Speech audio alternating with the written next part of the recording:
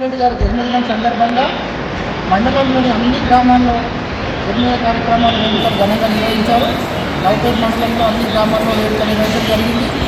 అలాగే శానిటరీ సఫాయి కార్మికులకు రెయిన్కోట్ పంపిణీ చేయడం జరిగింది. యువకులు అధిక సంఖ్యలో రక్తదానం ఇవ్వడం జరిగింది. సార్ బర్త్డే సందర్భంగా సారు ఎల్లకాలం ఆరోగ్యాలతో నూరేళ్ళు చల్లగా ఉండాలని చెప్పి అందరి దీవెనతో ఈరోజు కార్యక్రమం చేయడం జరిగింది. ఈ కార్యక్రమాన్ని విజయవంతం చేసిన ప్రతి ఒక్కరికి హృదయపూర్వక ధన్యవాదాలు తెలుపుతున్నాను.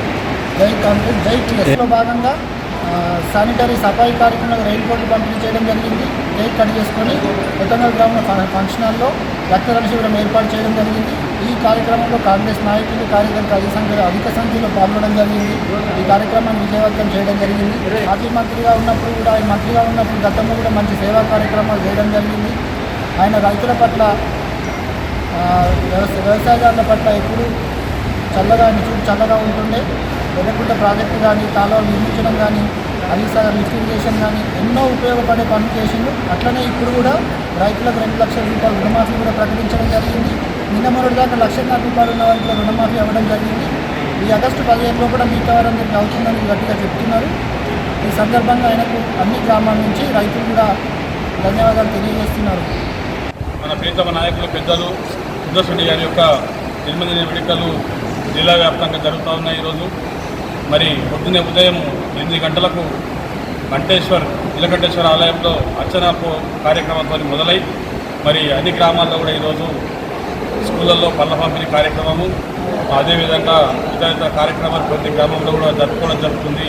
చాలా సంతోషకరమైన విషయం. ఎందుకంటే సుదర్శన్ రెడ్డి అంటేనే రైతు నాయకుడు, రైతు పక్షపాతి. ప్రతి ఒక్క కుటుంబంలో ఆయన వెలుగున్నాడు కాబట్టి, ఆయన నీడతో ఉన్నారు కాబట్టి రైతుల పక్షాన ఈరోజు అందరూ కూడా సంతోష వ్యక్తం చేస్తూ జన్మదిన శుభాకాంక్షలు తెలియడం జరుగుతుంది. మరి పొద్దున్నే మనము నైపేటలో జరుపుకోవడం జరిగింది.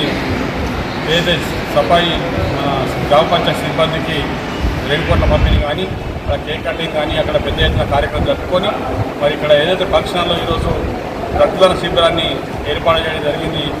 మరి యువజన కాంగ్రెస్ నాయకులు బాబు, ఈశ్వర్ వీళ్ళందరూ కూడా ఒకటి సుదర్శన్ గారి పేరున వాళ్ళు చేసినటువంటి అభివృద్ధి కార్యక్రమాలపై మంచి ఒక పాటను కూడా ఈరోజు విడుదల చేయడం జరిగింది. వారికి ప్రత్యేకంగా ధన్యవాదాలు తెలియజేస్తున్నాం. మరి ఇదే విధంగా మరి మన నియోజకవర్గ ప్రజలు ఎప్పుడు అడ్డదండలు ఉండాలని చెప్పేసి నిరంతరంగా వారి సేవలు మనకు కొనసాగాలని చెప్పేసి మరి ఇప్పుడే మన గవర్నమెంట్ గారు చెప్పడం జరిగింది. త్వరలో మంత్రి కాబోతున్నాడు. చాలామంది నిరుపేద కుటుంబాలకు ఎన్నో సహాయకాలు జరుగుతాయి కాబట్టి ఇల్లు లేని వారికి ఇల్లు, రేషన్ కార్డు లేని వారికి రేషన్ కార్డులు, ఎవరైతే రుణమాఫీ కొందరు కాలేదని చెప్పేసి బాధపడుతున్నారో ఎవరు కూడా బాధపడవలసిన అవసరం లేదు. వాళ్ళందరికీ కూడా త్వరలోనే రుణమాఫీ జరుగుతుందని చెప్పేసి తెలియజేస్తున్నాం. జై కాంగ్రెస్, టీఎస్ఆర్ నాయకత్వం పరిస్థితి.